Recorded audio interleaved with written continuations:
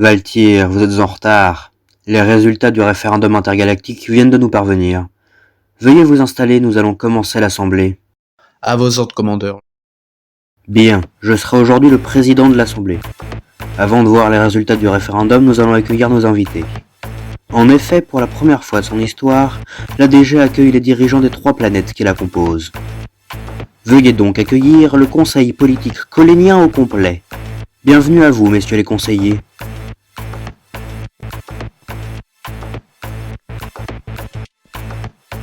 Veuillez maintenant accueillir la sainte reine Vadia de Nébos.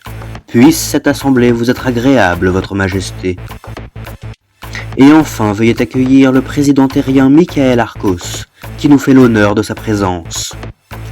Nous pouvons donc à présent afficher les résultats du référendum que j'ai initié il y a 6 mois. Faites apparaître l'écran vitral.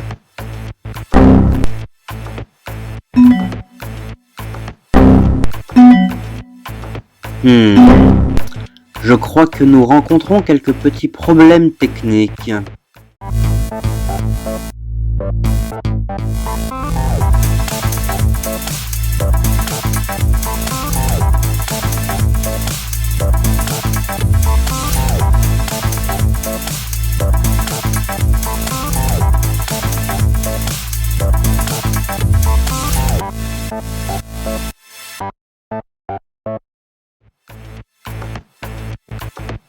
Ah, parfait.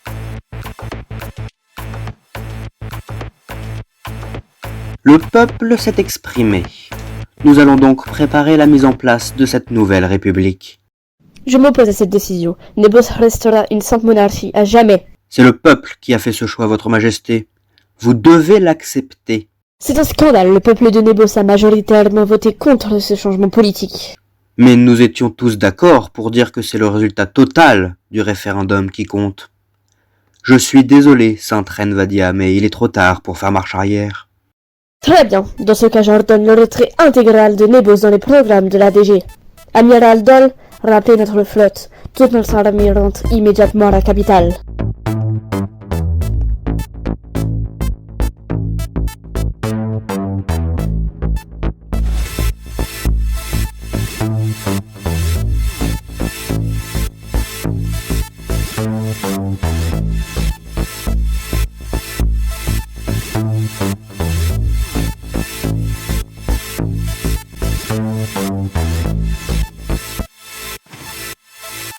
Je suis désolé, selon la volonté de la Sainte Laine, Nébos le faisait la République. De ce fait, selon l'alinéa 8 de la charte de cette assemblée, l'armée de Nébos sera-t-il intégralement de l'ATG.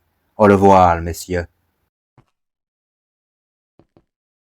Cette assemblée est donc close. La Terre et Colénia entrent en République. Nous allons reprendre contact avec la reine Vadia dans les prochains jours pour essayer de garder des relations pacifiques et stables avec Nébos.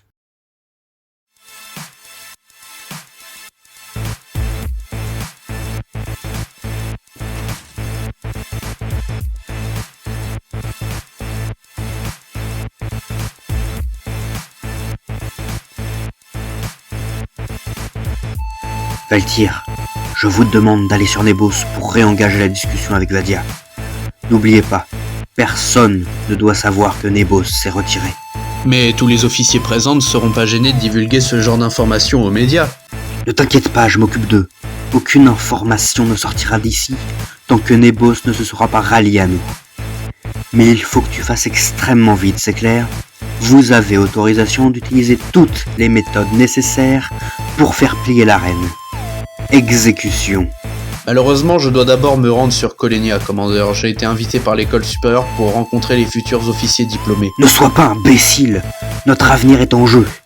Alors oublie ton petit rendez-vous scolaire et pars immédiatement sur Nébos. C'est un ordre, capitaine. À vos ordres, commandeur. Je pars sur le champ.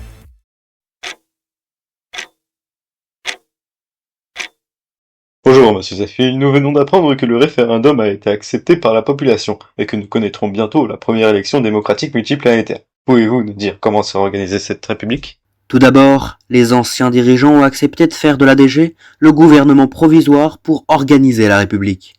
Nous allons d'abord rédiger une constitution qui satisfera tous les peuples.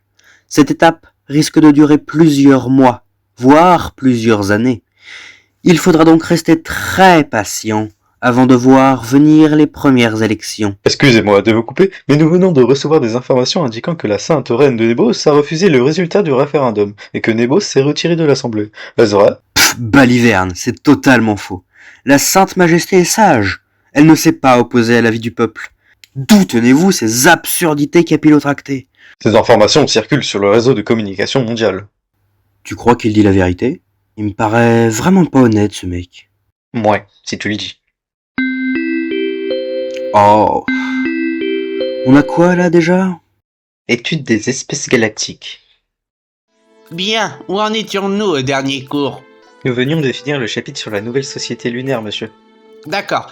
Dans ce cas, nous allons étudier la deuxième forme de vie présente dans le système solaire, les radiovégiens, plus connus sous le nom de jupitériens. Alors, ce sont des êtres vivants fascinants. Ils vivent dans les rares couches d'hélium présentes sur Jupiter et sont constitués à moitié de liquide auto-organique et à moitié de gaz. Ils communiquent entre eux par ondes radio qu'ils créent à partir d'un organe appelé le radiovène qui leur donne leur nom. Ces créatures sont dotées d'une excellente mémoire et possèdent des organes de perception inégalables. Ils seraient capables de repérer un insecte à plus de 10 km, vous imaginez ? Ces perceptions leur permettent de repérer de l'hydrogène qui est leur seule source de nourriture. Enfin! Oh, c'était si long. Moi j'aime bien ce cours. Ouais, bah t'es le seul, hein. C'est juste que... Pourquoi tout le monde se rassemble là-bas? Je répète, édition spéciale. Je suis au regret de vous annoncer le décès brutal. La souveraine est décédée à 174 ans, ce qui est plutôt jeune pour une Nébotienne. Elle aurait chuté d'une trentaine de mètres depuis son balcon royal. Il se passe quoi ici? Chut, c'est une édition spéciale. Je répète, édition spéciale. Je suis au regret de vous annoncer le décès brutal de sa Sainte Majesté, la Reine Vadia de Nébos. L'information nous a été directement communiquée par le palais à 15h24. La piste du meurtre n'est pas écartée, mais pour l'instant, les enquêteurs engagés par l'Assemblée de défense galactique penchent plus pour un accident malencontreux. Une reine qui chute par accident de son balcon 2 jours après la proclamation de la République? J'ai un peu du mal à y croire quand même. Tu crois que quelqu'un l'a poussée? Non, je pense pas que c'est un meurtre. Mais elle a peut-être sauté elle-même. Mais elle n'aurait aucune raison de faire ça. Audrasie, tu crois vraiment qu'elle aurait bien vécu le fait de perdre tous ses privilèges de reine du jour au lendemain? T'imagines? Elle a vécu pendant plus de 170 ans dans un palais. Et là... Annonce pour vous tous, les élèves de dernière année. Monsieur Valkyr est arrivé, vous devez donc vous rendre dans le hall. Bah on peut aller lui demander à lui. Il sait sans doute beaucoup plus de choses à ce sujet que les médias. Je vais venir avec vous, cette histoire m'intrigue aussi.